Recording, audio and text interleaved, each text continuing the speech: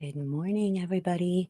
Or if you're on the East Coast, good afternoon. We're heading into noon over on the East Coast. You know what? I think that when I would do lives and have my lollipops, I think it helped my voice a lot. So I might have to go back to that. How are you guys doing this morning? We're going to get into chapter 72 here in a minute. Let me just make sure, let's share this projector so we can see, because last time, let's see this. I think is it in focus? Let me see. Kind of likes to mess around. What do you guys think of the book so far? Get your autofocus on.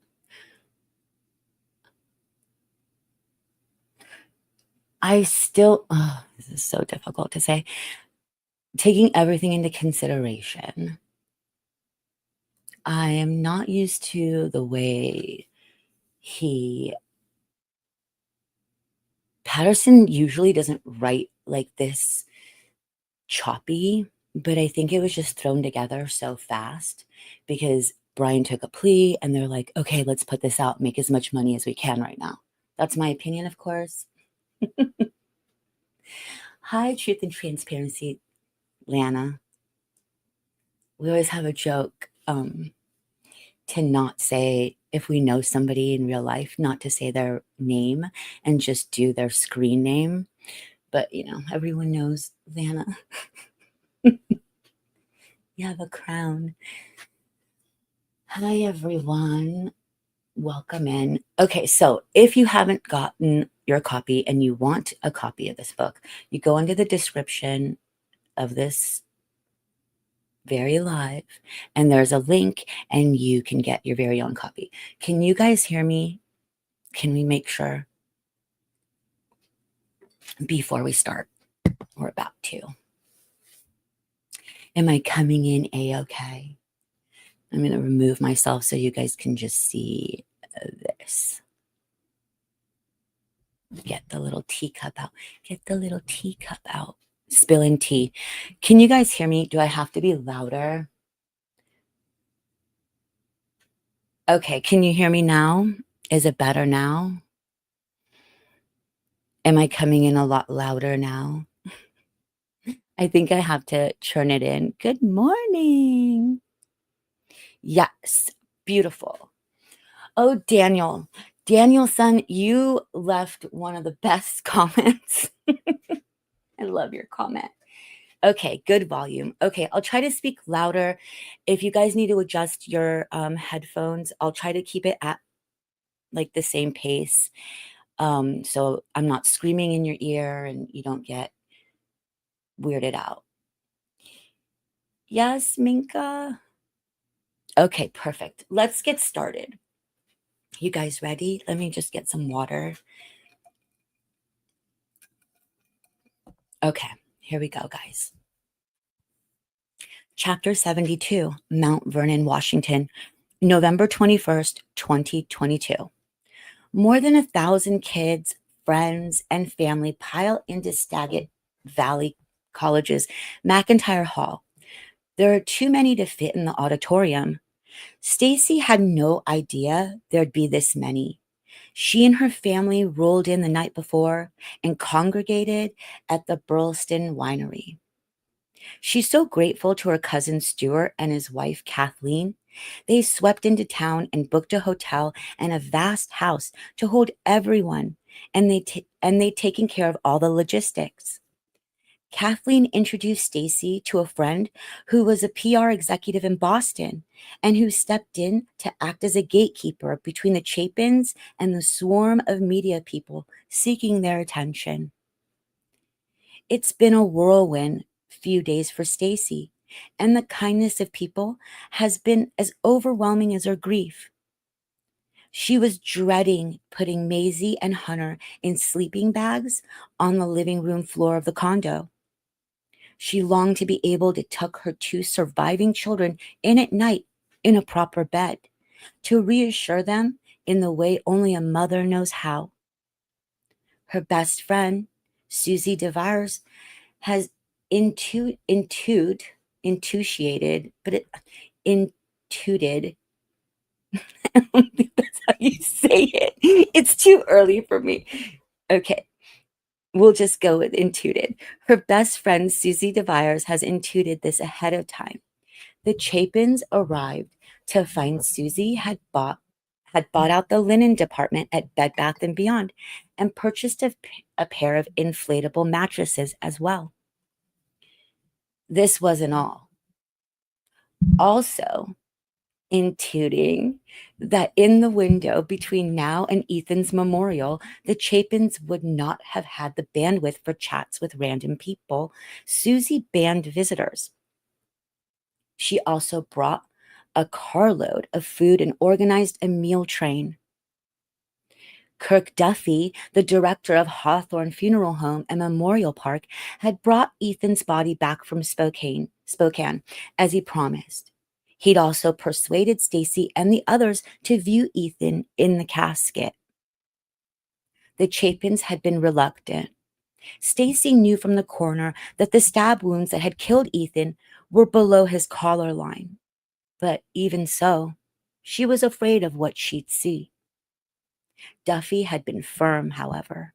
He told Stacy, "I've done this for a very long time, and you need to see him." In hindsight, Stacy knows the funeral director was right. She's grateful.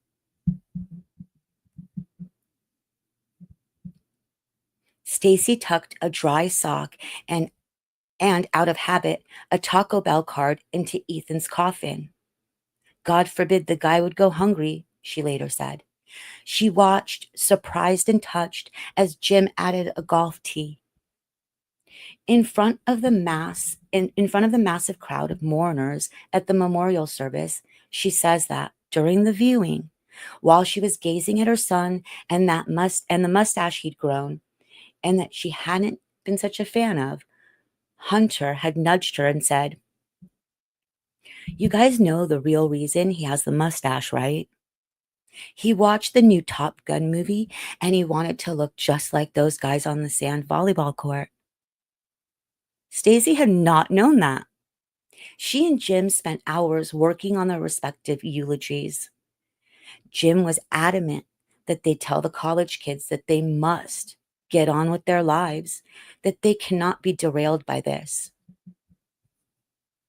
Jim has always been a glass half full kind of person. He's viewed his life as a blessing, with Stacy and the triplets being the greatest blessings of all. He'd gotten a second chance in the wake of an unhappy first marriage, and he wants to make the most of every moment.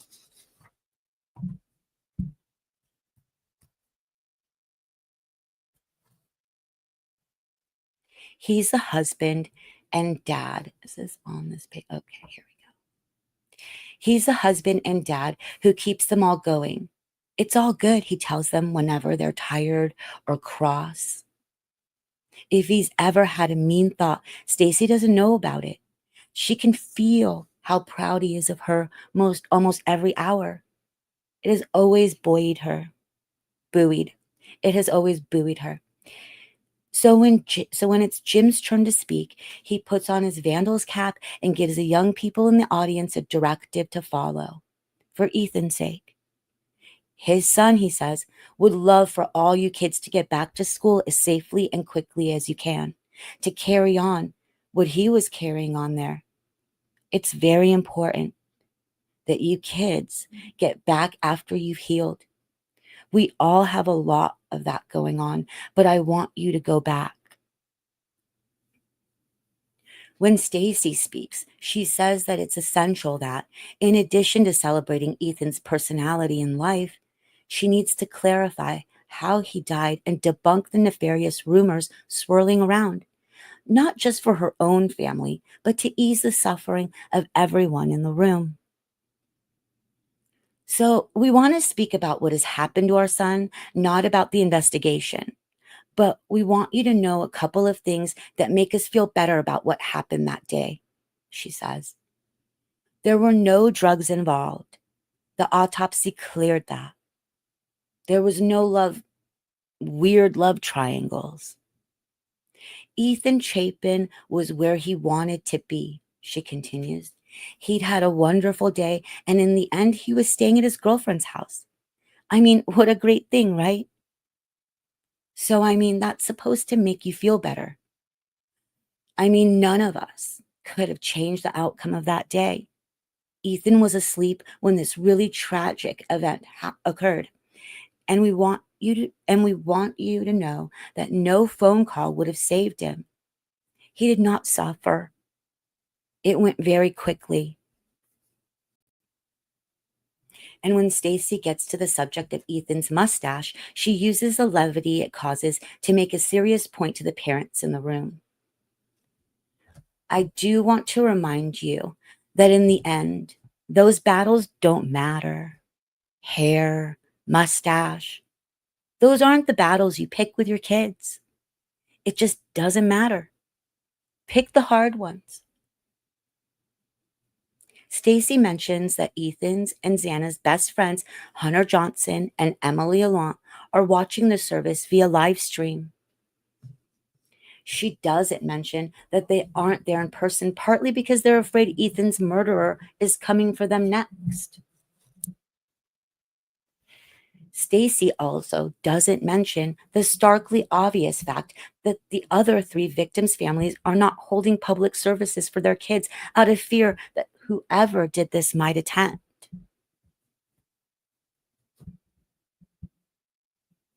My wife's biggest fear, Steve Gonsalves later told ABC News, part of the reason we didn't have a funeral is because she couldn't be guaranteed that that monster was going to not be there. Unlike the other families, the Chapins are not fearful. Chris Kamak, the local police chief, is a friend. There's a small police presence outside Ethan's service, but that's to cope with the crowd. The question of who the perpetrator was and what he might do next is just not something they think about. Nothing can bring Ethan back, Stacy says. Her focus now is exclusively on her living kids. She concludes her eulogy. Ethan was an amazing human, and we're so lucky to get to call him son and friend. So thank you, all of you. I'm not sure what tomorrow looks like in our family. I do know that the four of us will make it. It is going to change the look of what we've had for 20 years, but we'll do it. Ethan would want that for us. He would want that for all of you. He wants that for you kids. He wants that for his brother and sister. And that is what if there's anything to take away from this, it's to know that Ethan Chapin would want the very best for all of you, no matter what it is. It's incredible that a man so young has touched so many of us.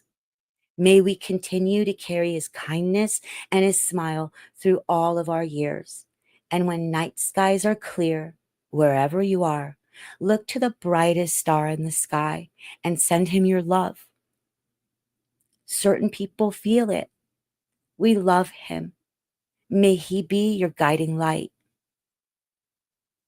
Nearly 2 years later, Stacy watched the video of the service and said, I wouldn't change one thing. Chapter 73, Rochester, New York, November 19th, 2022. It's a cold, gray morning in upstate New York. The sun won't rise for another hour at least. But Christine Cameron, assistant principal at a local school, is already awake and sitting in front of her computer screen.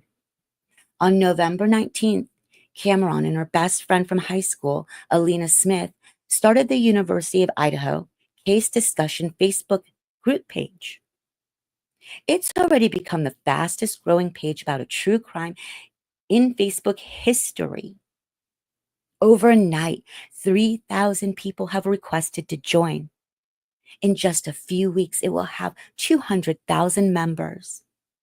Many of these fake accounts Many of these are fake accounts, but as page administrators, the duo has learned on the fly that it's essential not to reject people out of hand. It turns out that many of the local kids in Moscow who think they saw something important during the relevant time frame want to report that anonymously. They haven't used Facebook until now, preferring Instagram and TikTok. So they create Facebook accounts with fake names in order to reach Christine and Alina personally. The administrators have helped put many of these students in touch with the FBI.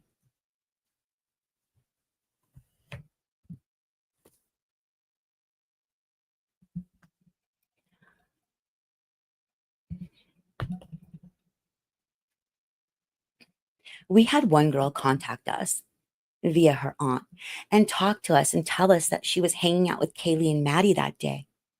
Christine said. Alina took the call. They got ready together. They went to the football game together. They came back and they got ready together. They went to the corner club with the girls.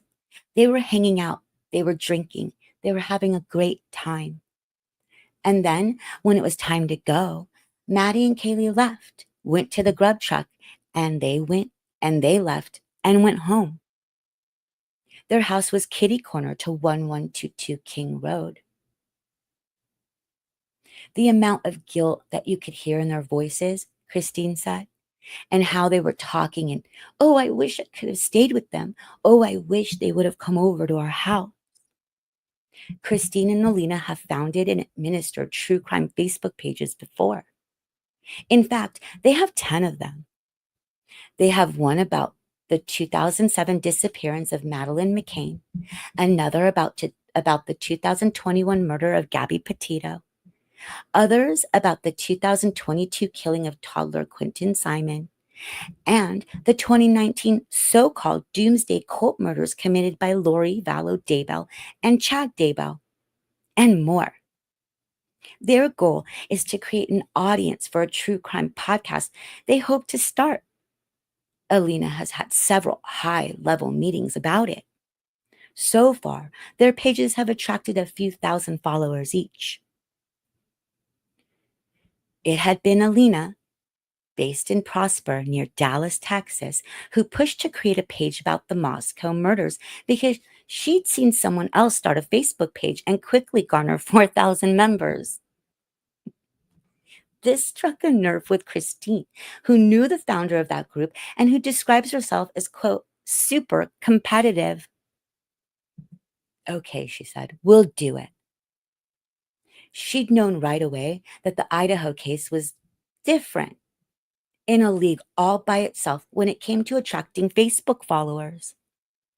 4 victims meant 4 times the chance that someone might sympathize or connect with one of them. Plus, the victims were particularly appealing.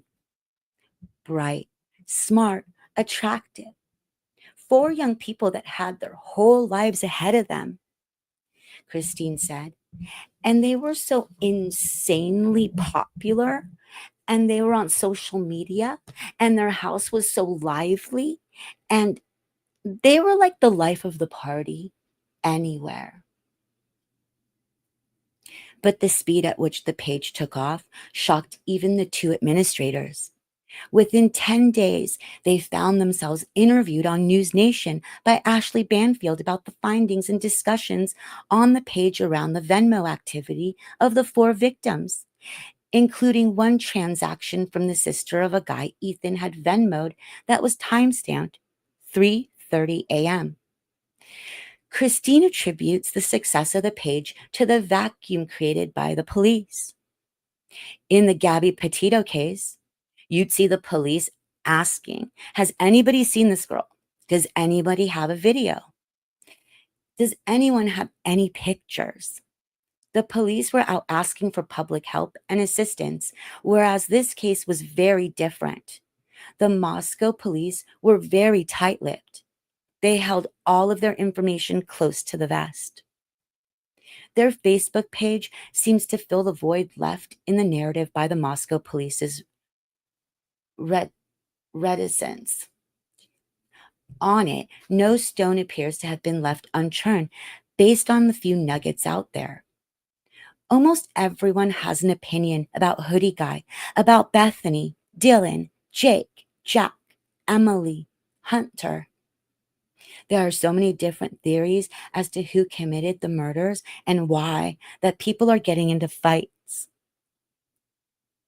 You had to deal with people fighting in real life, Christine recounted. And when I say real life, I mean people going onto other people's pages, people going into people's messages and threatening them. Somebody on the page phoned Christine's employer and accused her of being inappropriate online. Her boss called her in. What did you do? What did you say? And her boss wanted to see the page. Another time, she was asked to call the HR department of a guy's workplace after a woman on the page claimed she was underage and that he, also on the page, was soliciting her. He was not. It has become all consuming for both of them. Alina is in the midst of getting multiple procedures for an injured back, but she works on the page daily. She works on the page day and night and gets to know some of the members personally. Christine wakes up at 5 a.m. so she can work on the page before going off to school. Even there, she sneaks in more work on the page, and when she gets home, she doesn't even try to handle the house or the kids. She leaves all that to her husband. There's more to do than anyone might guess. Behind the scenes, Christine and Alina are flooded with messages and calls from young people claiming to be friends of the victims and who do not want to post. So now those people who are talking to us, all right, they're not posting about it. They don't want the fame.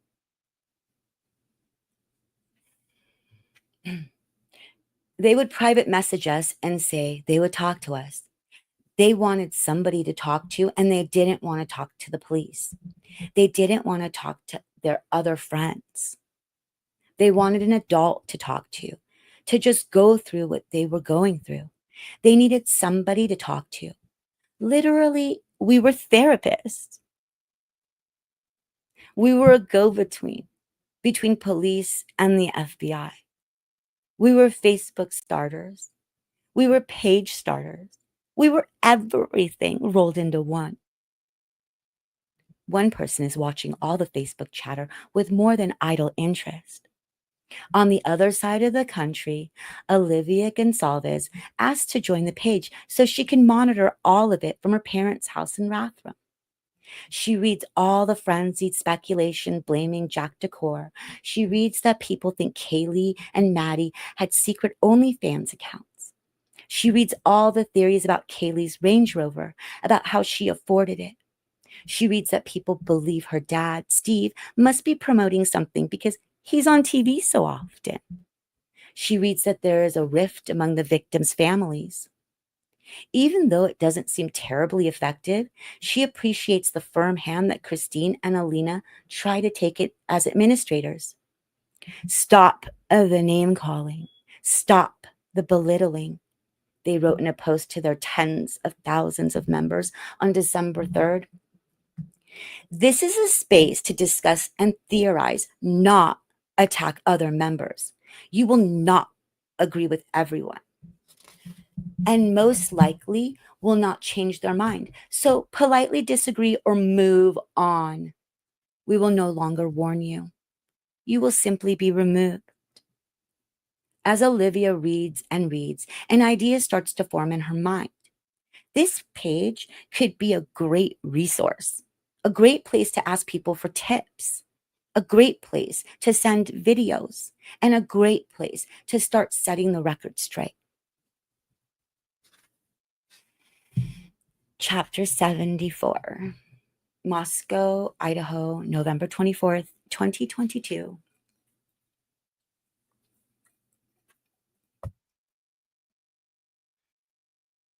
The FBI trailer that will act as the agency's mobile command center pulls up to the Moscow police station on Thanksgiving Day. Wait, let me start over because I don't like that. in the middle of the page. Hold on. Why is it there? Okay. I just noticed that. Okay, let's start over. The FBI trailer that will act as the agency's mobile command center pulls up to the Moscow police station on Thanksgiving Day. The truck is so enormous it looks like it might not fit through the gate. It does. Just. TV cameras film the arrival, of course. In this week's press conference, the chief and his team try to strike a more media friendly tone, even addressing the fake news out there. We have heard that Kaylee stated she might have a stalker. Detectives have been looking into that and to this point have been unable to corroborate the statement, although we continue to seek information and tips. Captain Roger Lanier said, reading from his script, adding that, contrary to online rumors, the victims had not been bound and gagged. Just a few days later, the team obtains a search warrant for Kaylee's Tinder account. Kaylee's wounds had appeared to reflect the possibility that she had woken up and tried to either fight off her attacker or call for help, and then she was somehow stifled. Broadly, this will make its way into the public consciousness, courtesy of Steve Gonsalves, who cites the coroner and blames the police for not sharing more details. But the public certainly does not know that 2 days ago, the forensics team sent a sample of the DNA they'd found on the knife sheath to Othram, a DNA sequencing and geometics lab in Texas. That's because the investigators had run the DNA through CODIS, the FBI database of fingerprinted individuals, and it had come up empty. So now, using the new methodology of investigative genetic genealogy, IgG, that has sprung up around the popularity of public genealogy sites, Othram will try to build a family tree around it. But the process could take days, maybe weeks. Investigators have also sent off 103 pieces of evidence, including hair, fingernail clippings, and footprints, to local labs. Law enforcement's interview team has spoken to more than 100 people so far. The chief's victimology teams are building detailed profiles of the 4 victims they're getting to know as well as they know their best friends.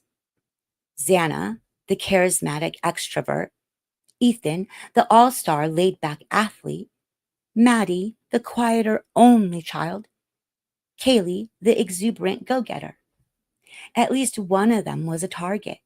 Which one? Why? The chief still hasn't got a suspect, so it's understandable that he doesn't yet have a handle on a motive. I think you're always looking for the why all the way through your investigation, he said. Typically, the why doesn't just jump out at you because you have to piece the whole picture together. And really, every piece of something that you get or every warrant you do, there might be a nugget in that piece that gives you a little bit more of a clearer picture. And maybe not. Maybe you get nothing out of it. Maybe whatever you put in for didn't give you any fruit at all. There's one critical development in the case the chief doesn't share with the media. The team monitoring CCTV cameras is homing in on the white car seen doing 3 passes around the King Road house between 3:29 a.m. and 4 a.m. At 4:04 a.m., it appeared to make a 3-point turn near the residence, go back and forth on King Road, then take Queen Road, which had a turnoff going behind the house. The car reappeared at 4:20 a.m. and left at high speed. Why is that thing back? It just keeps coming back, you guys. I think I just got to ignore it. Okay. Yesterday, the FBI vehicle specialist got a better shot and identified the vehicle not as a Nissan Sentra, but as a 2011, 2012, or 2013 white Hyundai Elantra. So on November 25th, the day after Thanksgiving, the chief approves a message to local law enforcement agencies to be on the lookout for this specific car.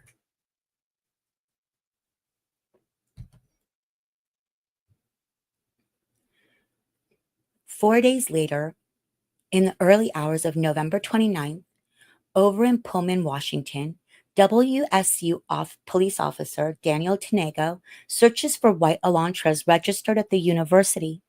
He sees that one, a 2015 model, belongs to a student named Brian Koberger. A colleague of Tiengo's, Officer Curtis Whitman, spots the actual vehicle in a Pullman student housing parking lot. He logs it. But white cars are ubiquitous. So are Hyundai Elantras. So since this car appears to be a model from the wrong year, the Pullman cops don't pass this up the food chain to Moscow. They don't yet know that the FBI vehicle specialist has in fact now conveyed to his agency that it's possible, given the shape of the fog light and rear reflectors in the available images, that they should extend the date range of the Hyundai Elantra to as late as 2016. Meanwhile, Fry has got his hands full managing another screw up with the media, possibly even worse than the first. This one's from a surprising quarter. On November 30th, Bill Thompson gave a rare interview to a TV reporter named Brian Etten, a rising star at News Nation. Etten and his crew stormed into town like a tornado. Of all the national reporters, he's the one getting access. He's gotten to the Gonsalves family and to Aaron Snell. And somehow he gets to Bill Thompson, who made a rare mistake when Etten asked him about the use of the word, quote, targeting. Some of the students in the victims' families, Etten said, have been frustrated, not understanding what the word meant. Could Thompson explain? Thompson told Etten in a recorded video interview that targeted had perhaps not been the right word to use. He said that investigators believed that whoever did this was still at large and was specifically looking at the King Road residence, but they could not yet say who might have been the target. Etten posted the video of the interview to Twitter. But then, just a day later, Thompson spoke to KTVB's Morgan Romero and gave a different explanation. He said that one of the victims was definitely a target, although he did not specify which one. Hours later, Thompson wrote a letter to Romero walking that back. She tweeted a quote from it. Investigators do not believe the murders were random, but we cannot unequivocally state the residents or any occupants were specifically targeted. I apologize for any confusion. Piling onto the bonfire of confusion, Moscow police posted a quote, clarification to their Facebook page. Conflicting information has been released over the past 24 hours. The Latah County Prosecutor's Office stated the suspects specifically looked at this residence and that one or more of the occupants were undoubtedly targeted. We have spoken with the Latah County Prosecutor's Office and identified this was a miscommunication. Detectives do not currently know if the residents or any occupants were specifically targeted, but continue to investigate. Chief Fry knows that the PR damage is done. Under pressure from the media, who themselves are under pressure from the Gonsalves family and others to get answers, Bill Thompson misspoke. All that progress Fry made with Aaron Snell just got undone and more. Thompson's office puts out a statement saying he'll be giving no further interviews. The image of the Keystone cops running Moscow has been reignited in the national media. Pete Yatmetz, a security consultant and former FBI agent, tells the New York Post, what is also happening now is the police, by providing imprecise comments, are creating an erosion of public confidence in them. That's unfortunate because in the end, public confidence is needed to solve this crime. The public is very concerned there is or may be a killer in their midst, and they see no progress in the investigation. The Post quotes Steve Gonsalves telling Fox News right after Thanksgiving that he was frustrated because the police hadn't spoken to him in 3 days. We're the same family that found the original timeline. We're the same family that broke into the phones. We tried everything in our ability. In fairness, Gonsalves had another source of stress he keeps private. The family has been getting threats in the mail and online. Steve is concerned for the safety of his youngest daughters. But when he tells the police this, the reaction is underwhelming. Tell them to be aware of their surroundings is the unsatisfactory response. When Evan Ellis interviews the chief in the midst of all of this, Fry blows off a bit of steam. He tells Ellis that he's discovered the national media, disappointingly, is focused only on the story and money. But for him, this is not about those things. It's about lives, 4 human lives and families. He doesn't tell Ellis, at least not on the record, what he thinks privately. He has tremendous sympathy for the Gonsalves family, but he wishes they would say less to the media. It makes police less inclined to share developments with them. Because the one thing that would ruin the investigation is for someone to know too much about it and talk about it on TV. Chapter 75.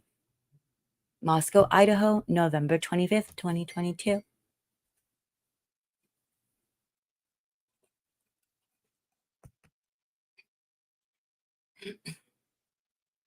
Christchurch pastor Doug Wilson is ready for the trolls when they come. For 2 days after the murders, everyone had been united in shock, but he'd known that wouldn't last. It took 2 days for the old fault lines to reappear, he said. So now he's sitting back and reading the online hate mail, linking his congregation to the murders. We get slandered regularly, and so it's just all in a day's work, he said of the speculations and accusations. Ever since Wilson's father started Christ Church in Moscow in the 1970s, the institution has been a bête noire for the town. Wilson accepted, with equanimity, the seeming local consensus. He and his church are an irritating, possibly even evil, cult-like presence in their midst. I know they think I kick puppies on my lunch hour, he said matter-of-factly during one such lunch hour as he sat in his book-lined, windowless office in downtown Moscow, Diet Coke on the desk.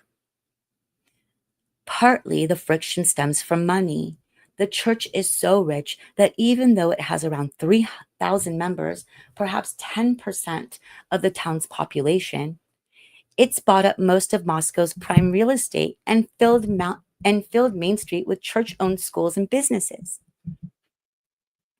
New St. Andrews, the church college, the kindergarten through 12 Logos school, the Sword and Shovel bookstore, Booker's coffee house. The church even has its own bar, Tapped. Wilson knows that most Muscovites refuse to patronize those businesses. He quite enjoys hearing about their resistance, especially one comment. It's a shame too, because they've got all the best stuff. The Kirkers, as members of Christ Church, are known, a reference to the church's local nickname, Mother Kirk, stand out for their blonde Caucasian looks and preppy attire. The men wear button-down shirts and jackets. The women all wear skirts, a distinction that feeds into the perception of misogyny. The liberal town finds the church's attitudes toward women antiquated at best, repugnant at worst. UI professor Kelly Quinnett remembers a 2019 campus talk entitled Toxic Matriarchy, given by conservative pastor Christopher Wiley, with the Q&A session moderated by Pastor Wilson, in which Wiley argued that modern society was suffering because women have basically gotten too much power. Quinnett was livid that they'd hold such a discussion on the UI campus. During COVID, the police and the Kirkers clashed badly, and lawsuits are still flying.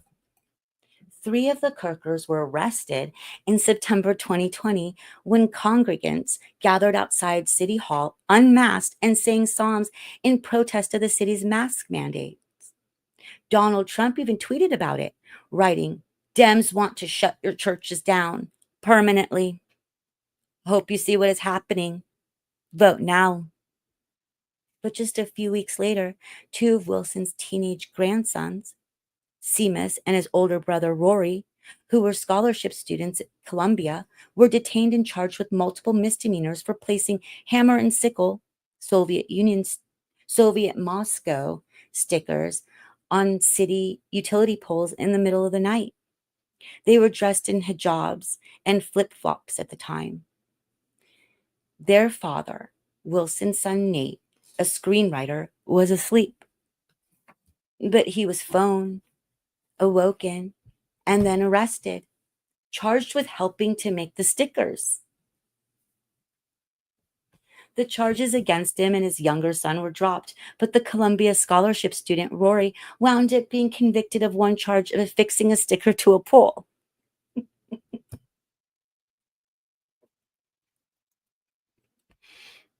He's appealed the ruling, and the appeal is on the desk of Judge John Judge.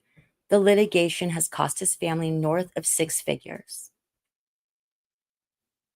So, as Doug Wilson reads all the news reports criticizing the Moscow Police Department for its handling of the murders, he senses an opportunity. This could be great PR for the church and very helpful for his grandson's litigation. He starts to type his weekly newsletter to his congregation. There are three things to remember. The first is that the police are currently engaged in a crucial task that God has assigned to them, and we should be doing nothing but praying for their success in it. But then he gets to point two, the opportunity for the litigation around his grandsons.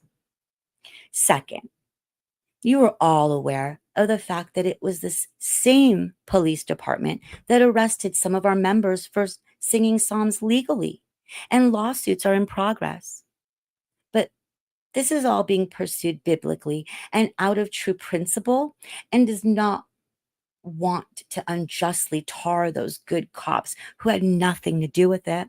So, if we give way to any carnal gloating or glee over the fact that our police department is now receiving very critical attention from all over the world, which it is, then we have become part of the problem. Finally, he focuses on the larger PR opportunity. The murders offer the church and the community. It's imperative that his congregants do not screw it up.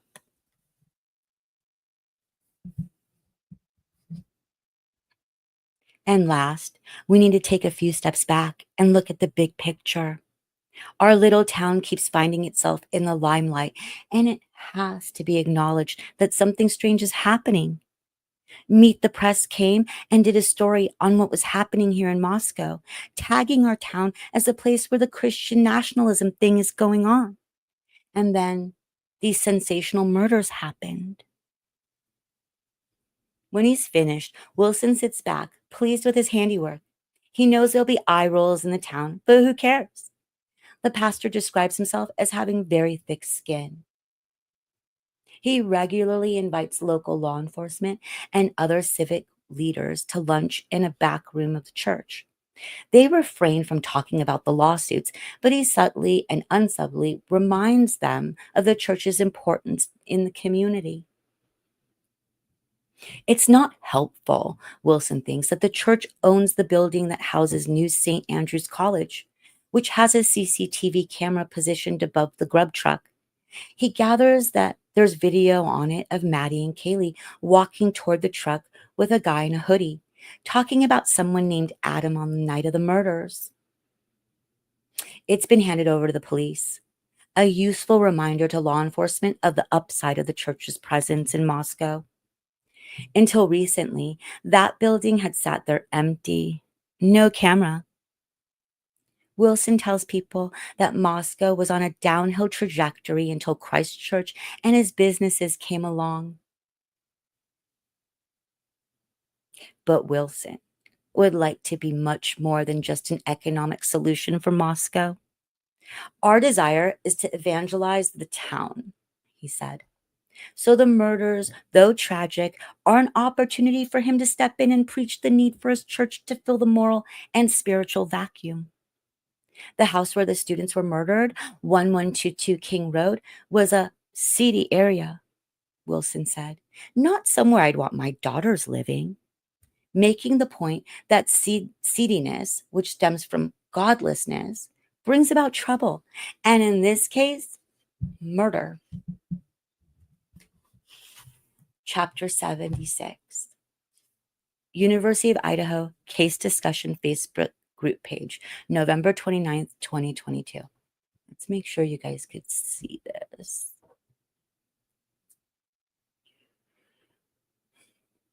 Kristen Cameron and Alina Smith, the two administrators of the University of Idaho Case Discussion Facebook group page, start to notice some unusual posts from a member going by the name Papa Roger.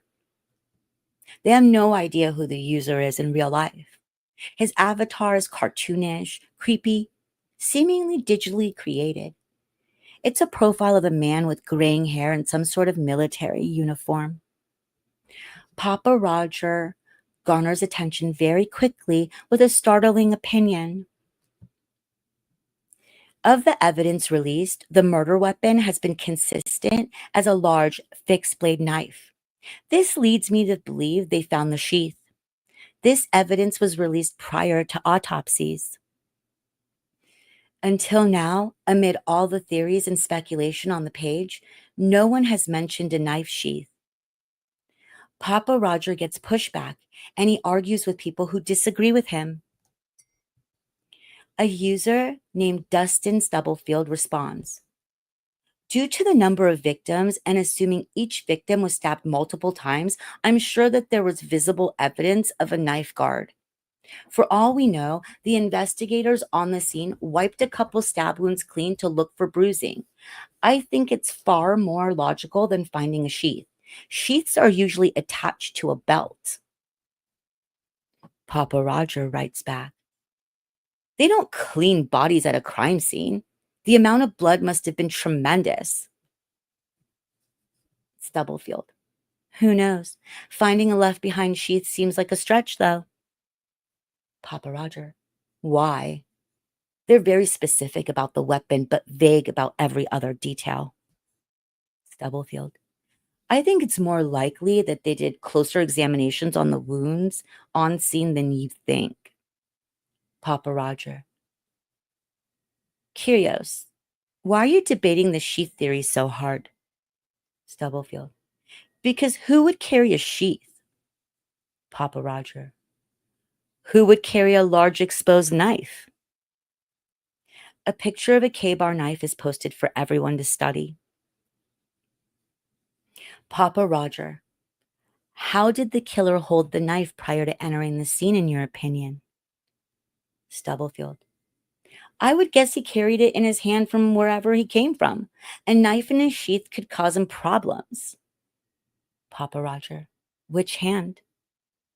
Stubblefield, "I don't freaking know, lol. Why would you even ask that?" Papa Roger, "So a knife-wielding person walked from where and entered this house at what point with a large knife in hand?" Stubblefield, "How in the hell would I know that?"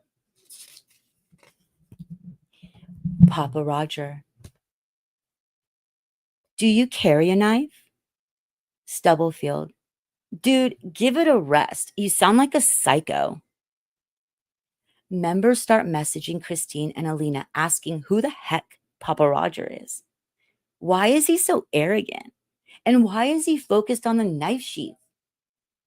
Christine and Alina wonder if Papa Roger is ex-military, given his strange profile picture and his seeming expertise in crime. They notice that he posts fairly regularly, sometimes multiple times a day. and his questions and opinions seem to contain a certain Macrobe insight. Who is he? I believe the killers came from the high side of the house. They were covered in blood after the attack. But I feel like blood ran down a few places, but it has been suppressed. The kitchen was dripping blood, but they won't admit it.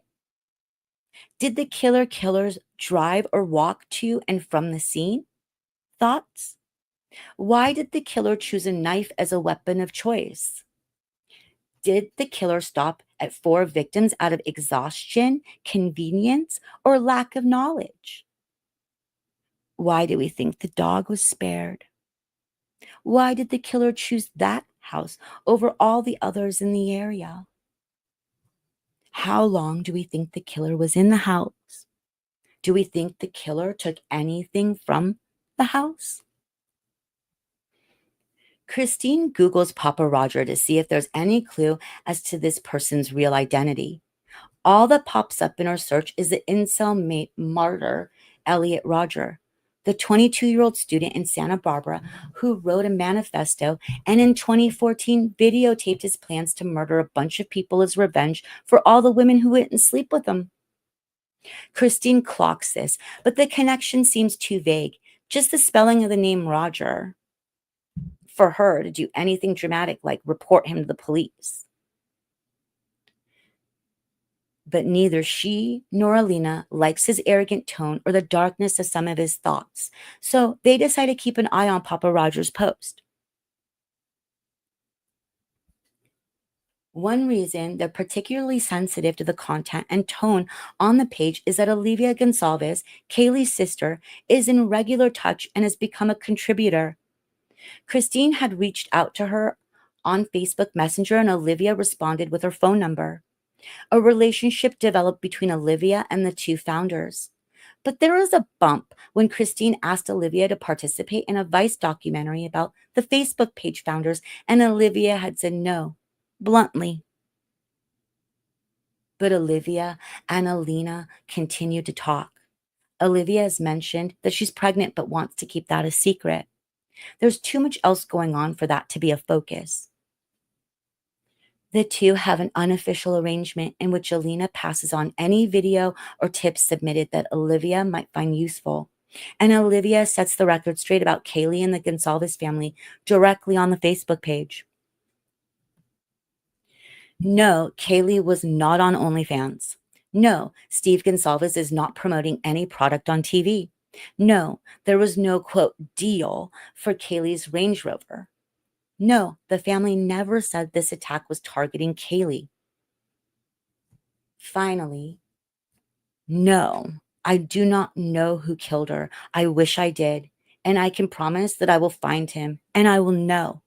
But I'm not getting there piece by piece. But I'm still getting there piece by piece.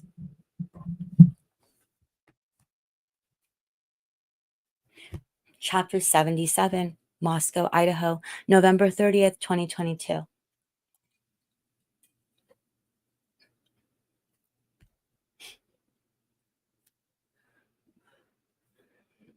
And Dean Eccles chose this date deliberately. The first Wednesday after Thanksgiving is chapter day, when Greek life reconvenes on campus. We know the fraternity and sorority community was going to turn out massively for this, Eccles said. It's snowing. It's really snowing. 7 or 8 inches. He cannot believe his good fortune.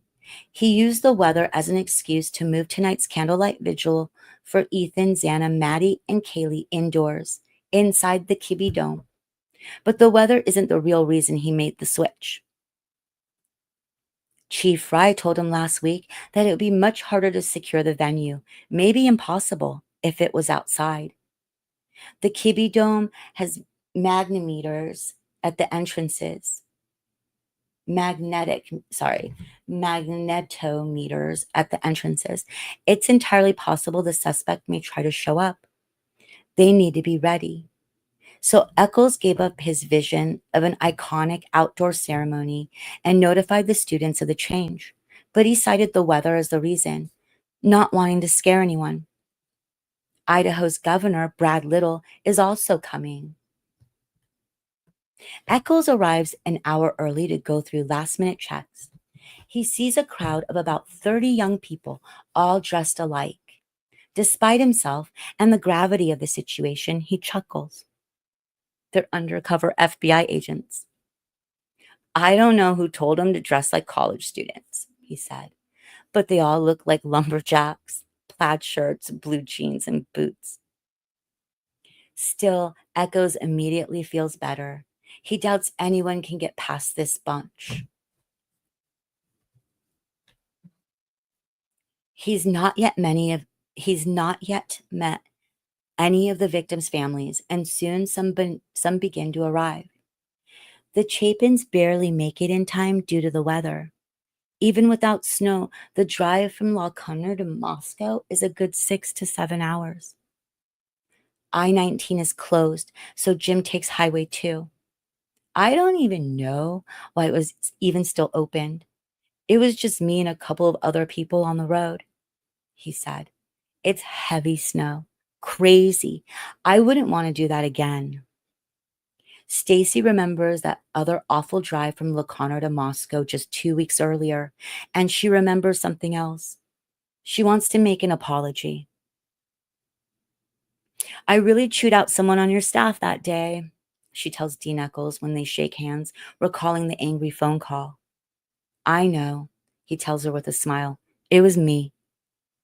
The Chapins are ushered through a separate entrance and up to a press box, sky high, where they can watch the students filing in, and where they can be surrounded by FBI agents. From this height, Hunter sees the Sig Chi brothers, all dressed up in coats and ties, walk to the front. He's instantly touched. I knew my fraternity was coming, but I didn't know how many of them, he said. But every single person came. He asks Jim and Stacy if he can go stand with his brothers. They ask law enforcement. The answer is yes, but with a caveat. He has to take his FBI detail with him. A young woman with long, shiny black hair, clad in boots, jeans, and a green plaid shirt follows him. The Sig Chi brothers are confused to see Hunter with a stunning woman who does not take her eyes off their friend for even a fraction of a second. His brothers don't believe that she's an FBI agent until she sees they're all looking at her and she flashes her badge. The shocked expressions on their faces is something Hunter Chapin savors. A moment of fun in an otherwise bleak universe. When the service is about to start, Stacy and Jim head downstairs, agents in tow, and meet Steve and Christy Gonsalves. Steve is practicing his speech on behalf of Kaylee and Maddie, but he stops to shake hands. He shows Stacy a photograph on his phone of a man with glasses. Have you seen this guy? It's Maddie's dad, Ben Mogan, he says. Steve seems surprised that Ben is there to speak about Maddie. Maddie was raised by her mom, Karen, and her stepfather, Scott Laramie. They had full custody, so Steve has never met Ben. But Karen and Scott Laramie, grief-stricken, are skipping the vigil. So are the Canoodles. Maddie's grandmother, Deedle, as Maddie called her, later said that she stayed home out of fear. But the vigil is televised, so even those who are absent can watch. After introductions from Dean Eccles, Stacy Chapin takes the stage. And in her immutable, articulate style, she finds a way to touch everyone there. Her message is about life, not death. She draws a portrait of the Chapin family, a family, she says, probably not unlike any of theirs. They play games, they eat dinner together when they can, they listen to country music, they spend their weekends following their kids to various sporting events. She tells the students she's not going to dwell on that awful night. No one can change the outcome. Ethan would want them all to carry on. No one can change the outcome. Oh, sorry. Ethan would want them all to carry on, to keep pursuing their dreams and reaching their goals while cherishing the time they have together because you can't get it back. Steve Gonsalves is up next. With his wife Christy by his side, he strikes a soft tone as he describes himself as the girl dad consistently amazed by the perspectives of his daughters. He talks about Kaylee and Maddie's friendship, taking comfort in the fact that the two besties died together. But he also makes Kaylee and Maddie a promise. We're going to get our justice, he says towards the end. That night, the Chapins' chief concern is the well-being of the Sigma Chi brothers. Since November 13th, their fraternity house has been besieged by media knocking and drones flying overhead. Even on this visit, Stacy's best friend, Susie DeVires, who has come with them, wakes up in her hotel room to find what she later realizes is a member of the press washing her window. Part of honoring Ethan's legacy, Stacy and Jim believe, is looking after the fraternity brothers he meant so much to. So Hunter messages the house in a group text that the family is coming over to be with them, and they need to put their phones in a basket and pull down the blackout shades. There's money, he says, for pizza and beer. They gather in the lodge, in the same room where Ethan and Zana spent their last night partying. Cocooned in a safe space, far from prying eyes and lenses, insulated against social media, the brothers, still in their suits, and the Chapins stay up all night talking about Ethan, laughing. Some of them get extremely drunk. Some of them cry. Nobody cares. They're living on borrowed time, safe for just one night to let rip. This is their moment of catharsis, their moment to connect, remember, and treasure Ethan, and they're going to make the most of it. Chapter 78, Post Falls, Idaho, December 2nd, 2022.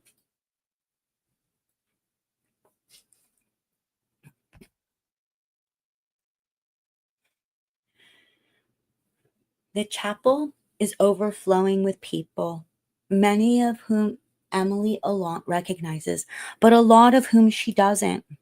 She and Hunter Johnson are back in Idaho for Zana's memorial service and to get their stuff from Moscow. Emily had refused to go to the vigil at the university. She was too frightened to go to something huge and public like that. And she'd said no when Jasmine, Zana's sister, asked her to speak at a second vigil in Post Falls the previous night.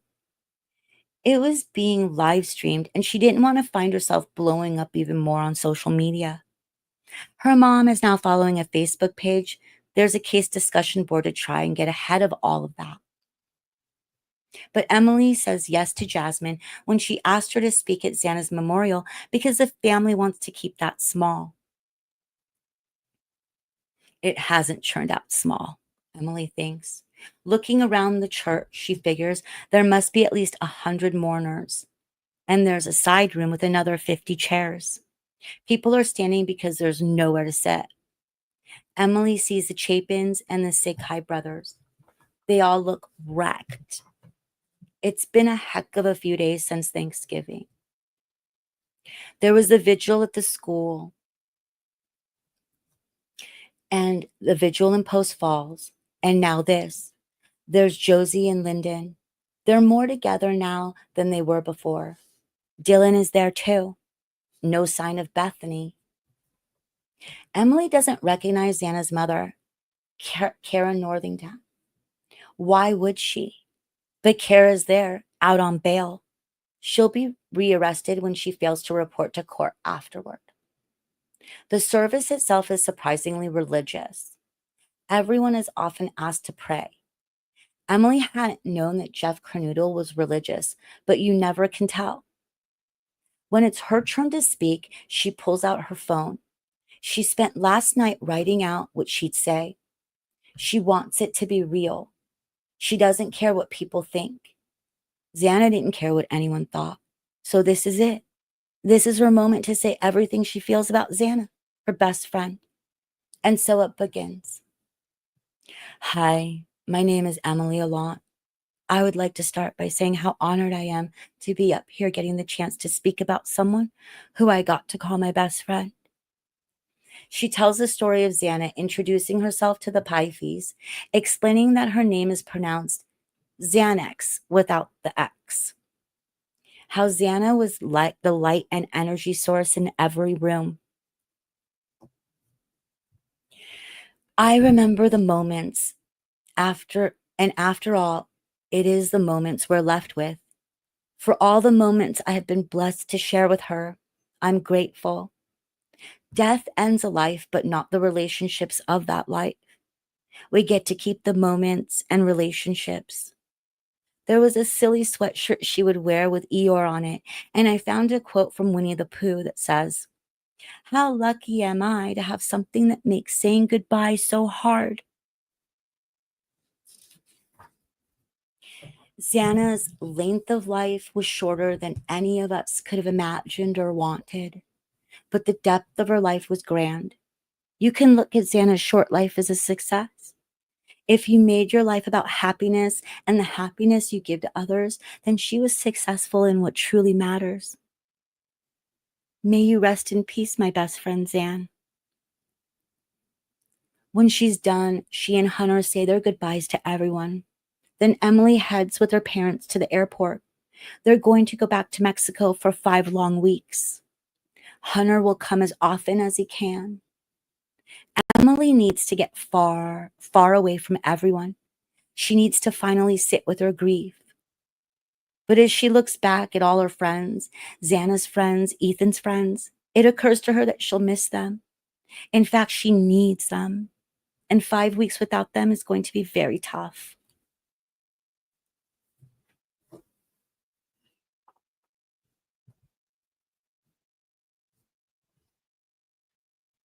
Chapter 79, Moscow, Idaho, December 15th, 2022.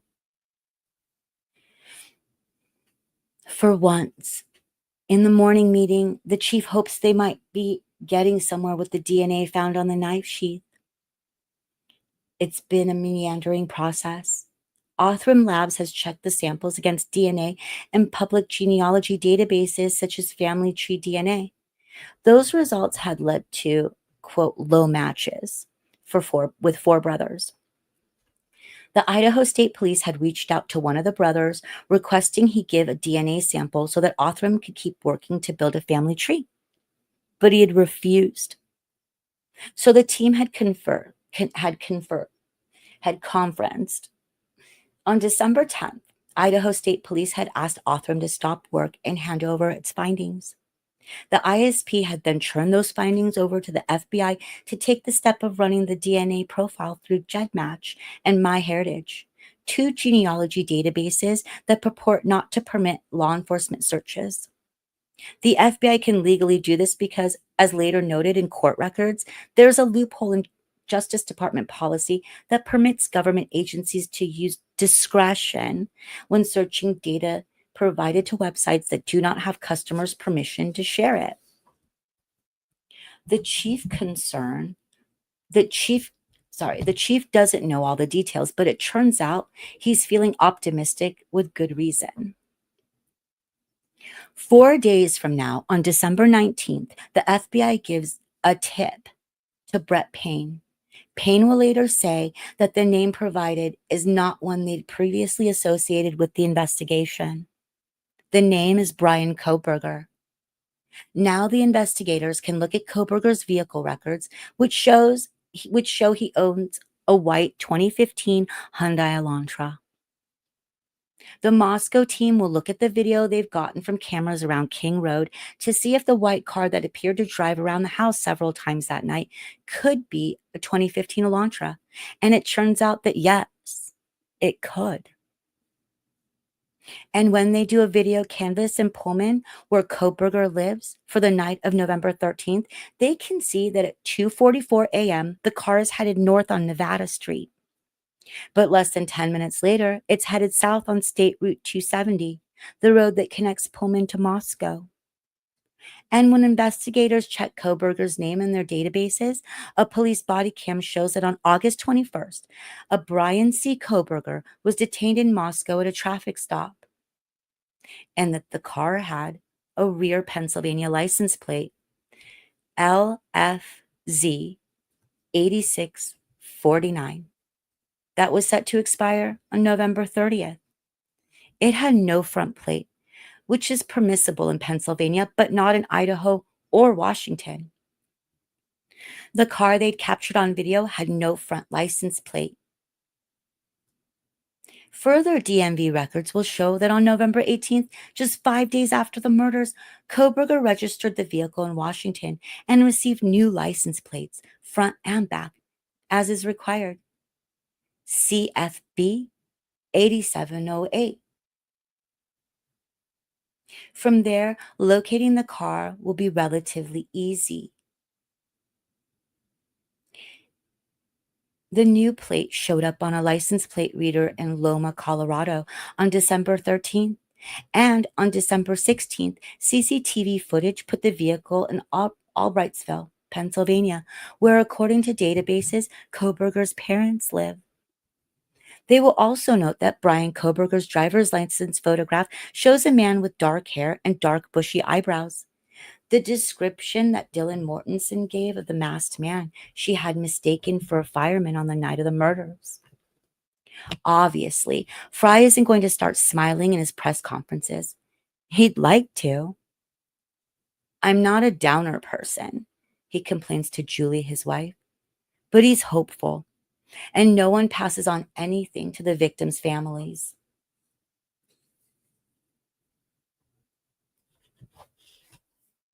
Chapter 80. Moscow, Idaho, December 2022. When Steve Gonsalves pulls up to the house of attorney Shannon Gray, he feels so at home it's weird. The Gray's house is on 5 acres outside of Moscow. Like the Gonsalves, the Grays have 5 kids. Like Steve Gonsalves, Gray's initials are SG.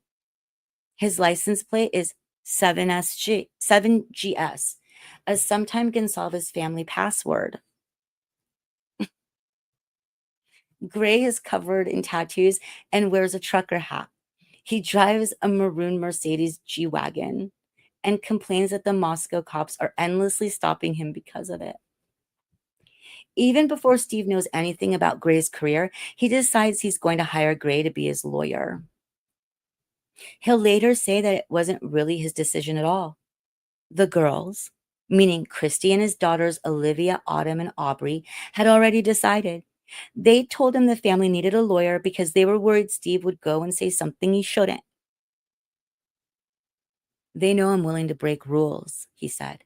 "I don't want to catch the wrong person, but I don't want to sit in a line of 5 people and wait for my turn to figure out justice."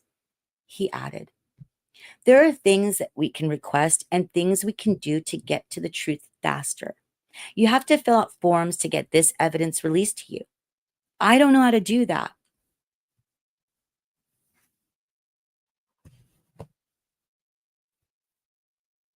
Jack DeCour's aunt, Brooke Miller, knows Gray's wife, Tiffany, an Instagram influencer whose account describes the ups and downs of their large family.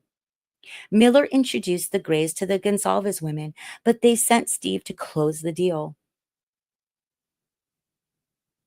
Steve applauds the diamond is the dynamism the girls showed in getting Gray. Though he might have gone a different direction and hired a civil lawyer, Gray is a criminal lawyer. To Steve, there is much to appreciate about Gray, an unlikely lawyer who cannot let a perceived injustice drop. He feels positive about Gray's prosecution experience, more experience than Thompson, specifically, way more murder cases, he said. "I'll spend as much money as I got to make sure that we get to the bottom of this," Steve said. The girls have, in fact, already thought about how to pay Gray and a private investigator to get out in front of any controversy over the Gonsalves family online fundraiser that Brooke has advertised on the University of Idaho case discussion Facebook group page. Olivia posts, "By no means do we expect anything at all, but for those looking to specifically help with legal and independent investigation fees, this fundraiser has been started for us." Steve wants Gray, a former prosecutor in the Multnomah County, Oregon, DA's office, who's aggressive and, quote, not afraid of a microphone, to go shake some trees to pressure the cops in Thompson. Steve explains that his frustration with the cops started to build on the third day following the murders when, thanks to Olivia, the Gonsalves family discovered who Kaylee had been in touch with on the phone, had gotten hold of the grub truck video, and had been in touch with the rideshare driver, a fraternity house designated driver. Steve says he asked the cops, "Do you know about the food truck? Do you know about the Uber driver?" When the answer to both was negative, he said he exploded. "These guys don't even know what the fuck's going on." The family expected to be interviewed by police. Instead, they received a questionnaire to fill out about Kaylee. They'd also gotten hold of video of the crime scene from a neighbor that the cops didn't pick up from them. And they'd asked the owner of a local vape shop where Kaylee had talked about a stalker if he'd given the CCTV footage of that to the cops. The answer was no. And now it's too late. The recording had looped. So when Bill Thompson appeared to be muddled about whether the house, a victim, or no one had been targeted, Steve snapped. On December 13th, Steve told Fox News Digital he'd hired Shannon Gray because he was frustrated with the police's lack of communication and what he saw as missteps in the investigation. "I have a lawyer for a reason," he said. "The police talk to his lawyer now. They've messed up a million times," he continued. "But I don't get to say that because what experience does Steve have? He doesn't know. He's just a dad who woke up one day and had his life turned upside down." Gray started giving TV interviews in which he said he sat down with investigators and Thompson and asked for more transparency and accountability. When Chief Fry first saw Shannon Gray on the news, he was bemused. Who is this guy? He wondered. Most people in Moscow had never heard of him. The more the police chief sees of Gray on TV and off, the less he trusts him. It doesn't help that back in January, Gray was suspended from the Oregon State Bar for misconduct. He was reinstated 30 days later. Gray moved to the outskirts of Moscow from Portland earlier in the year. In one of life's ironies, he bought the house next door to Nate Wilson, the screenwriter son of Christchurch pastor Doug Wilson, and the father of the two boys arrested for putting Soviet Moscow stickers on lampposts in the middle of the night during COVID.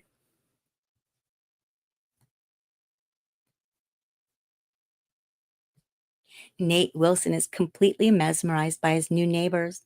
Gray's wife, Tiffany, strikes Nate as a, quote, emotional, passionate person, and he listens raptly to Gray's life story, which includes an earlier career as a bouncer in a bar and a row with the Moscow City Council over a halfway house opposite the junior high school that lacked, he felt, appropriate oversight. He told Wilson he'd uncovered all sorts of corruption and self-dealing inside City Hall, but Nate never gets to the bottom of that story, partly because Gray is always on the road, defending clients in Coeur d'Alene and Kootenai County. And now Gray is swept up in the murders because he started representing the Gonsalves family. Gray is, understandably, given his stalemate with the police, very sympathetic about the Wilson family's clashes with law enforcement. Nate remembers finding it difficult, borderline impossible, to trust the MPD could get anything done. The chief wants to help the Gonsalves family. He wants to get justice for Kaylee. They're getting closer with the investigation, but the battle lines have been so clearly and aggressively defined by Gray that the police chief feels unable to share much, if anything, with them. It's a shame. Chapter 81, Rochester, New York, December 16th, 2022.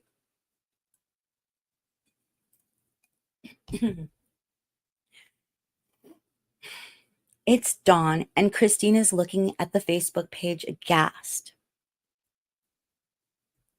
She posted an exclusive video that has news programs calling her constantly. Her phone is ringing off the hook.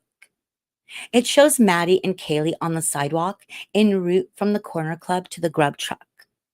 Hoodie Guy is accompanying them, a little bit off to the side, but it looks as though he's there to help. The two women are not walking entirely steadily. Kaylee asks Maddie, "What did you say to Adam?" Maddie replies, "I told Adam everything." Everyone on the Facebook page and in the media is now fired up about the identity and role of Adam. Oh God, Christine thinks. This is not good. Not good at all. The opposite, in fact, of what her intention had been. The point of posting the video was to show everyone that Hoodie Guy, Jack Showalter, apparently had good intentions that night, not bad. She wanted to provide much needed context to the grub truck Twitch video in which he seemed to stare at them and follow them for no reason. This new video showed there was a perfectly good reason. He'd been walking with them all along. The video had been given to police soon after the investigation began by someone who worked at St. Andrews, but nothing was released to the public. Christine had gotten this video from a man who did not want his name out there or his connection via his girlfriend, a new St. Andrews College, to New St. Andrews College, the building on which the camera perched. The source had followed the online mania and speculation about Hoodie Guy and wanted to help clear his name. At first, he'd wanted Christine to show a still, but they ultimately decided that the best choice was the simplest. Just play the video.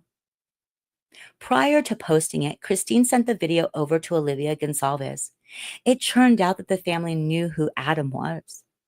He's Adam Lotta, a close friend of Jack Decor, and Maddie and Kaylee. The former high school basketball star bartends at the corner club. The video has gone viral because of the mention of Adam. Who is Adam? That's the headline run by major media outlets, including Fox News and Inside Edition, and is the topic of numerous posts on the Facebook page. Mark Trivelpiece, the owner of the corner club and Adam's boss, is livid. Not just because he's gone overboard to protect Adam and all his employees from media intrusion, but because weeks ago police interviewed them all, and they figured the way to protect the investigation was to stay quiet. He knows at once where this video came from. New St. Andrews College, the school founded and owned by Christ Church, which makes him even madder. They like chaos, he said of the church. Anything that could get the people who are dead set on being in Moscow to loosen their grip and make it easier for their people to come in. They're going to do it. Appearing on Fox in a split screen with Shannon Gray on December 17th is Steve Gonsalves, who surprises Christine by saying, "We've had that film for a while." Even so, she's glad he's doing this interview to set the record straight about Adam. "I believe the business reached out to us directly after they had given it to the police," Steve says. Though his attempt to calm the waters once again roils Christine, who thought she had an exclusive. "The video," Steve says, "was kind of comforting to us because it's just two girls having a good time, talking about, asking about their bartender, just being girls on their way to the grub truck. We did the obvious due diligence and looked into that, and it was pretty clear that this individual was not part of the investigation as far as a suspect." Phew, thinks Christine. But even as the speculation about Adam is dying down, another problem appears. Papa Roger. This Facebook page is meant to be a place to discuss the murders, not rant. His posts continue to needle other members. It's not just his arrogance. It's some undefinable feeling of aggression. He keeps making snide comments like, "Why is proof so hard for you? Help me help you. Maybe you should consider post secondary education." And, "Do you have emotional issues?" On December 14th, he posted about law enforcement. "Fight me. Ellie is no closer to solving this than they were 30 days ago." 2 days later, "The killer has a sexual dysfunction. Thoughts?" And in another instance of seeming overconfidence of possibly having particular insight into the case, when he was asked how long he suspected the killer was in the house, Papa Roger answered, 15 minutes. On December 22nd, he posted, "The killer is not in the victim's immediate circle." And on December 24th, someone asked, "Do you think the assailant has left the area?" Papa Roger replied, "Likely." Sitting in his office at the police station, Chief Fry is interested in following this.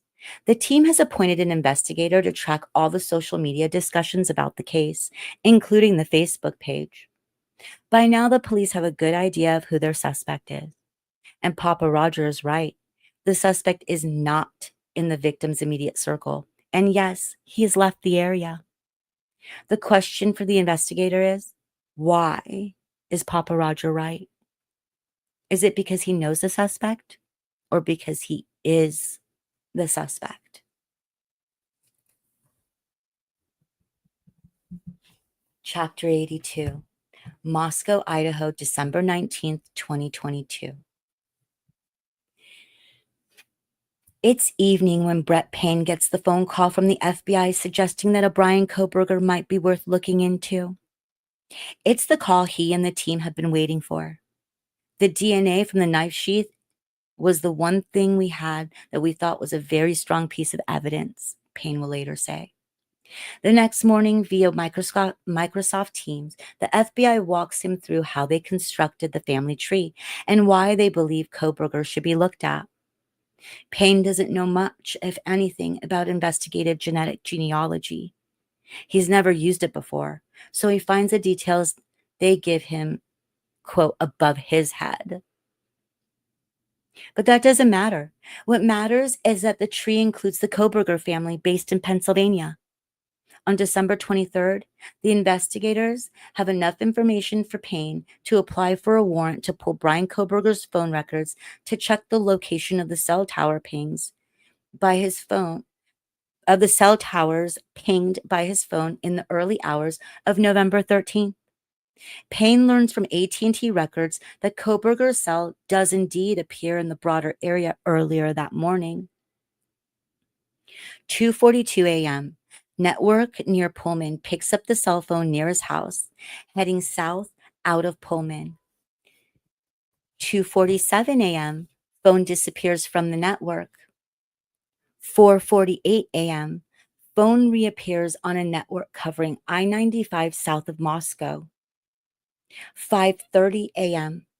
Phone shows up on the Pullman network again. 9 a.m.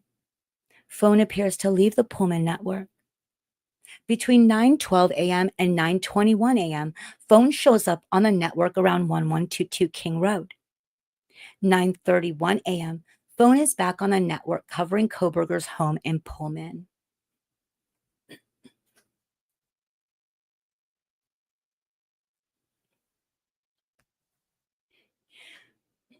In fact, the phone, when they retrieve it, will also show that an hour later, around 10:30 a.m., while he's still at home, Koberger takes a strange mirror selfie in what appears to be the bathroom of his apartment. The bare shower rod, empty towel rack, and white towel work are visible in the background. His dark hair damp. He's grinning and giving a thumbs up, his face deathly pale. He's wearing over-ear headphones and a clean white dress shirt, buttoned all the way to the top. In order to see if Koberger had stalked the King Road house or anyone in it, Payne and the team get another warrant and review earlier records of the phone's calls as well as its locations. Since Koberger opened the account in 2022, the phone appears to have been close to the King Road house on at least 12 occasions. All except one occurred late at night. So finally, the puzzle is coming together. Now it's time to find a way to prove the very compelling but still circumstantial theory that Brian Koberger is their man. The simplest and most obvious way to do that is to check his DNA and see if it matches the DNA on the knife sheath. The FBI reaches out to its Philadelphia field office. Plans for a surveillance operation in the area are set in motion. The chief knows better than to count his chickens, but this year, Christmas feels more bountiful than he had dared to hope. He even manages to take the whole day off to be with Julie and the family. And because he's feeling optimistic, he writes back to his emailer in Florida, the one who tells him this will be unsolved like the John Benet Ramsey case. I want to wish you a Merry Christmas. God bless you. The guy writes back, you better hope God blesses you, because if not, you're going to go down in history as one of the worst. We shall see, thinks the chief. We shall see. Chapter 83, Rathdrum, Idaho, December 28th, 2022. Olivia, Steve, and Christy Gonsalves are seated together on their black leather couch, tissues in hand. A large photograph of Kaylee hangs behind them. They are giving their first in-depth interview, not to a reporter from a news network, but to a cyber sleuth from New York, Olivia Vitale, a brunette in her 20s. They've chosen Olivia rather than a journalist from an established news network, Steve says, because in going through Kaylee's TikTok, he learned that Kaylee watched Olivia's interviews under her moniker Chronicles of Olivia. Could this be a sign that Olivia is the chosen one to find whoever killed Kaylee? It feels like this is Kaylee approved. And if that can play a role in solving this crime, then that makes it a lot better. That helps with the process of healing, he says on camera. Toward the end of the interview, Olivia explains that she's taken it upon herself to be the Gonsalves family's own cyber sleuth. Her mother, Christy, tried for a week to follow University of Idaho case discussion Facebook group page, but quit because it made her too upset. But Olivia understands what a treasure trove, a hive mind of research, exists online. Olivia speaks slowly and empathetically to the camera. I'm in every group I can be. I monitor every post, because what if he slips up there? What if he's in one of those groups? What if he says something that's a little too close, that gives me a bad feeling? That's why it's a long shot, but it's what I can do. I can take that time. I can read the post. I'm physically capable of doing that, so I will. Olivia devotes all of her waking hours to the work, because who knows what or who she will find. The same day that the Gonsalves film with Olivia Vitale, the chief and his colleagues field a query from NBC about a Texas-based self-described psychic and TikTok cyber sleuth. Ashley Gillard, creator of Ashley Solves Mysteries, has now posted hundreds of videos accusing University of Idaho associate history professor Rebecca Schofield of orchestrating the murders. Professor Schofield has never met any of the four victims. She and her husband and young children were in Portland, Oregon, when the murders occurred. But this doesn't matter to Gilliard, whose, quote, evidence is based solely on our, quote, clairvoyant insights. She keeps posting that Schofield had, at some unspecified time, a romantic relationship with Kaylee, and when she was jilted, she hired a hitman to prevent the affair from ever coming to light. Gilliard identified the hitman as Jack Decor. Schofield hired a lawyer in Boise, former U.S. Attorney Wendy Olson, who wrote twice to Gilliard asking her to cease and desist with the lunatic claims. But the psychic doubled down and posted even more. On December 21st, Schofield sued Gilliard for defamation. The suit claimed that her family's safety had been put at risk. So today, NBC is on the phone to the police asking if Schofield is, in fact, a suspect. By now, Fry, Snell, and the communications team know better than to bother squawking in disbelief when the crank questions come. They give a measured statement. At this time in the investigation, detectives do not believe the female associate professor and chair of the history department at the University of Idaho suing a TikTok user for defamation is involved in this crime. I know I said at one point, there are no dumb questions, Fry later said, but I was wrong. There are. Chapter 84, Pullman, Washington, December 28th, 2022. The WSU police chief, Gary Jenkins, is finishing up for the day when he sees that James Fry is calling his cell phone. Can you meet at our police department? Fry asks. Jenkins and Fry are old friends. Jenkins was recently reassigned to WSU, but prior to that, he ran the Pullman Police Department for 12 years. It's highly unusual for Fry to be as secretive and tight-lipped as he's been about the Idaho 4, as the victims are coming to be known, but the chiefs have helped each other out on dozens of cases. Jenkins knows what his friend is trying to prevent, somehow tipping off the murderer.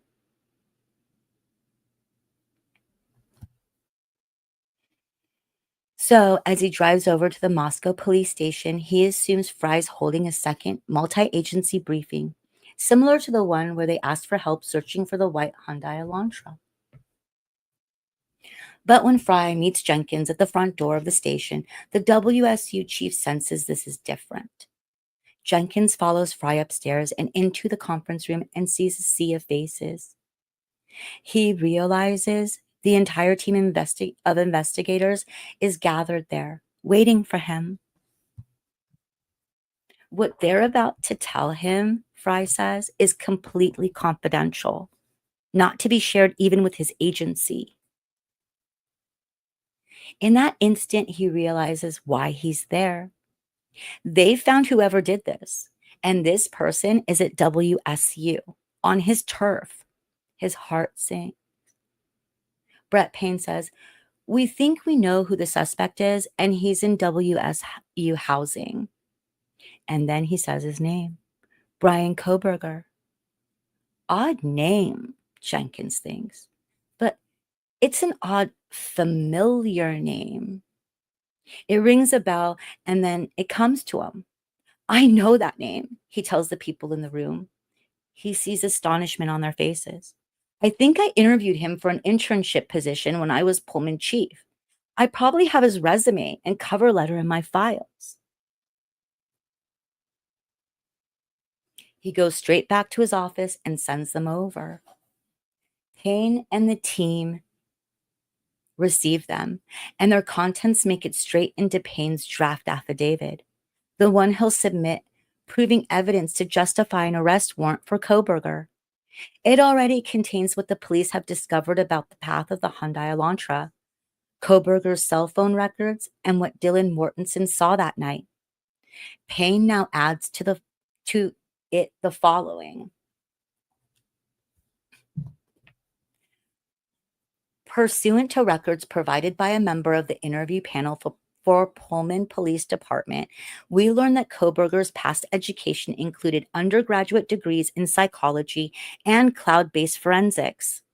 These records also showed Koberger wrote an essay when he applied for an internship with the Pullman Police Department in the fall of 2022. Koberger wrote in his essay he had interest in assisting rural law enforcement agencies with how to better collect and analyze technological data in public safety operations. Koberger also posted a Reddit survey, which can be found by an open source internet search. The survey asked for participants to provide information to, quote, understand how emotions and psychological traits influence decision making when committing a crime. When Payne is writing, Jenkins is sitting in front of his computer, already running his to-do list through his mind. He's getting ready for what he'll say when he's allowed to share what he knows and for when his team gets the green light to write the warrants for the Moscow team to search Koberger's home and office.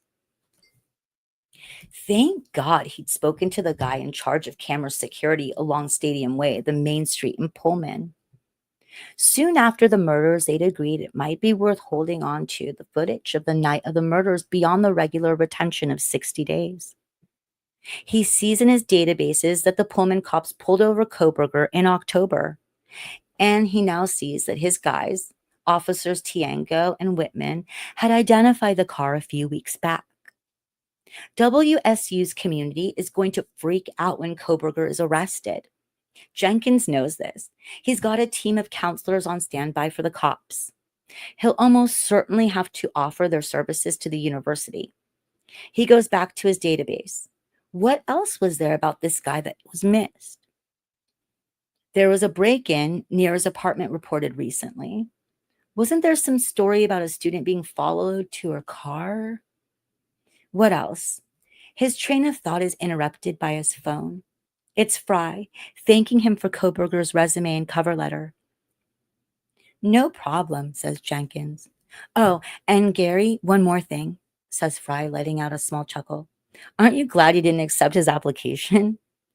More than you know, replies Jenkins.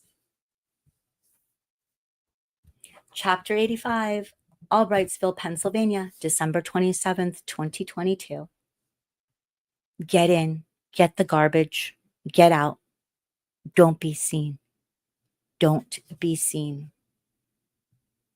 The FBI surveillance team can tell Koberger is skittish and that he knows what he's doing. It's pitch black, freezing. The agents are cloaked by night and by the dense woods of the Poconos. It's the time when most people are sound asleep, particularly in the dead of winter. And yet, astonishingly, at 4 a.m., Brian Koberger walks out of his parents' house carrying garbage and wearing nitrile gloves. He dumps the bag in his neighbor's trash can, then scurries inside. But a few hours later, he's back out again, gloved and disposing more garbage in his neighbor's trash cans. Back and forth, he carries out bags of several times in the hours to come, always wearing gloves. The agents are ahead of him, though. They know time is of the essence. In the early hours of the morning, they fish the garbage out of the Koberger's bins and the neighbors. According to the law, once trash is placed in a bin or on the curb, it's public property. They fly it over to Idaho State Lab. By December 28th, they've got what they need. They alert Pennsylvania's state police, stationed in Strasburg, to be ready. Brian's DNA was not in the trash. He must have worked overtime to ensure that, but his dad's DNA is. And his dad's DNA shows a likelihood of his being the father of the person whose DNA is on the knife sheath. The likelihood of that, according to the lab, would not be shared with at least 99.9998% of the male population. That's enough for Payne to finish his probable cause affidavit, sign it, and walk it over to the courthouse for the signature of Judge Megan Marshall. From there, it's emailed to Pennsylvania. Justin Leary and Brian Knoll, two veteran troopers in Pennsylvania Criminal Investigation Division, fill out the paperwork they need to get a judge to sign the arrest warrant and the other seizure warrants. At 4:35 p.m., Judge Margarita Patty Worthington of the Monroe County Court of Common Pleas signs them. Now it's go time. The Pennsylvania State Police Special Emergency Response Team, CERT, gets ready for the night raid. Chapter 86, Rochester, New York, December 29th, 2022. It's 7:10 p.m. and Christy is hunched over her laptop watching Papa Roger cross a line. He writes to one woman, "Please elaborate, you attention whore." And to another, "You are full of donkey excrement." Christine has asked a friend, Deb Cully, to oversee the page when she and Alina are busy. Deb's technical title is page moderator. She calls Christine. This guy's going crazy, she says. Deb has had to delete 4 of his posts in the space of a few minutes. Christine tells Deb to go ahead and ban him. We have strict rules about name calling other people, belittling other people, swearing at them, or trying to meddle in their real life, she said. But when you ban someone, you delete the footprint of all of their posts. This is not something that worries Christine in this moment, but later she will wish she'd screenshotted absolutely everything he ever posted before they banned him. An hour later, she sees that he's created a new Facebook page called Moscow, Idaho Murders Anything Goes.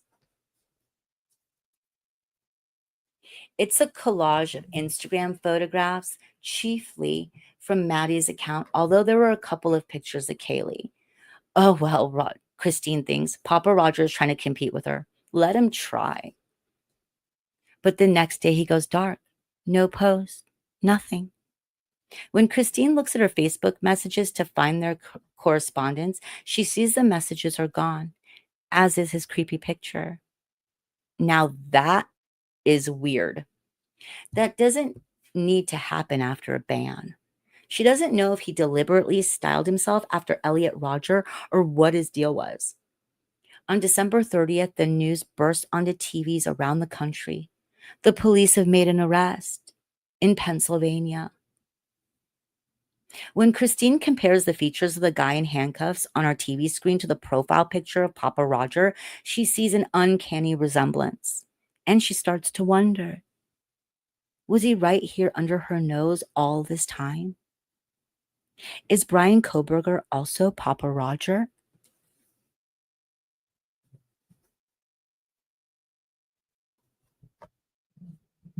Chapter 87, Albrightsville, Pennsylvania, December 29th, 2022.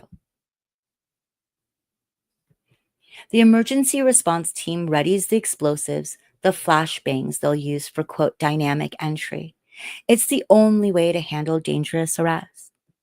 You've got to protect the team, Fry said. It's all about creating a diversion. He did his part to divert Koberger by giving a short statement earlier that evening in his office. On camera, he announced that 1122 King Road would be visited by a cleanup crew on Friday to deal with biohazardous material. He also thanked the public for the tips. Almost 20,000 had come in. His entire statement took 1 minute.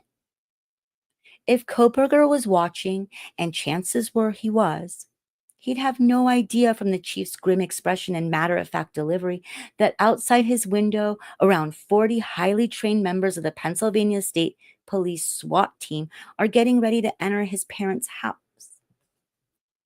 Fry, on the other side of the country, knows from personal experience exactly how this is going to play out. Back in 2011, Fry's ride-along partner, Paul Kitowski, stood on a ladder looking into a room at the Best Western Hotel where the UI assistant professor of psychology, Ernesto Bustamante, was holed up with 6 guns. He had just shot dead his student, Kathy Benoit, with whom he'd had a romantic relationship. The cops wanted to get inside the room before he could shoot himself or someone else. They had shot canisters of gas through the window to persuade him to come out. Kiwitkowski's goal was to explain what was going on and calm the professor down. But with no warning, the SWAT team threw a flashbang through the front door into the gas, temporarily blinding Kiwitkowski and almost knocking him off the ladder. The chief climbed up the ladder to rescue his friend, who recovered. But Bustamante had killed himself by the time the cops got into the room. That was not ideal. So Fry knows the playbook they'll likely use in Monroe County. The team in Pennsylvania would use flashbangs as a distraction. They'd likely throw one through the front door or run a diversionary device through, say, the back window or the kitchen. The combination of the loud bang and the bright light usually stunted the occupants and gave the team time to get into the room. The team in Pennsylvania wound up doing more than this to guarantee access. It was later determined that they'd blown out several windows and several doors. They find Brian Koberger awake, dressed in shorts and a shirt. He's standing in the kitchen wearing medical type gloves, putting trash in Ziploc bags. They surround him at gunpoint, zip tie his hands, and stuff him in a police car. Then they ransack the house and his car for anything and everything covered by the warrants. A few hours later, Koberger is sitting in the Monroe County Jail. He's been swabbed for DNA. After, excuse me, after initially waiving his right to counsel and agreeing to speak with law enforcement without a lawyer, he changed his mind and asked for one. At approximately 7:15 a.m. local time, Gary Jenkins accompanies the Moscow PD team with warrants to search Koberger's apartment in Pullman and his office on campus. And at 1 p.m., James Fry ascends the podium at City Hall, with Bill Thompson behind him on the left. He's finally able to say the words that he hopes will deliver the knockout blow to his numerous critics. Last night, in conjunction with the Pennsylvania State Police and the Federal Bureau of Investigation, detectives arrested 28-year-old Brian Christopher Koberger in Albrightsville, Pennsylvania, on a warrant for the murder of Ethan, Zana, Madison, and Kaylee. Later that night, Fry's Florida emailer writes, "We'll see if you got your right guy." Fry wonders if this guy will still be skeptical once Koberger is in custody in Idaho and he's read the probable cause affidavit. Because if ever a document demonstrated good police work, Fry thinks, this is surely it. We're going to stop here. We're on part 4, On the Run. And we're about at 2 hours, give or take. Let me thank you guys for being here. If you're new to the channel, my voice usually it doesn't do good after 2 hours. It gets this like fry that I don't like. Audio is so important on my channel, and you wouldn't know it with the first 2 readings because of this stupid duck mic, but I figured it out and we're on the right mic. Thank you guys so much for being here. Mammy, you're so sweet. Thank you so much. I appreciate you so much. Thanks for doing that. It means a lot. I think my voice has fry in it now, actually. I should probably just talk with the front of my mouth. You guys know what front of the mouth speaking is. So I'm planning to do another live tomorrow morning so we can get into this book and get the information out there so we can start discussing it. And you guys, and again, if you guys want a copy for yourselves of this book, there's a link in my description where it takes you right to it and you can get it. Sometimes you want to like read it for yourself and maybe write in the book. Some people like to do that. Or you want like some pristine copy because maybe you're going to get Patterson to sign it. I don't know. Maybe you just want it and you like it. I appreciate you guys so much. Thank you all for being here. And, oh, good, Mammy. Mom B, sorry, Mom B 2620. I'm so far from the computer screen. Thank you so much. The inflection's good. Okay, good. Thank God. And the mic's good now. So we're all golden. What are you guys doing today? Hopefully you're doing something really good. It's summer and it's the weekend. Get to it, everybody. So, yeah, get to it. Get to whatever you guys got to get to. Get something to eat and go to the beach, go to a park, be with your loved ones, your fur babies. Thank you guys for being here. Appreciate you all. Have a really good day. See you guys tomorrow. Bye.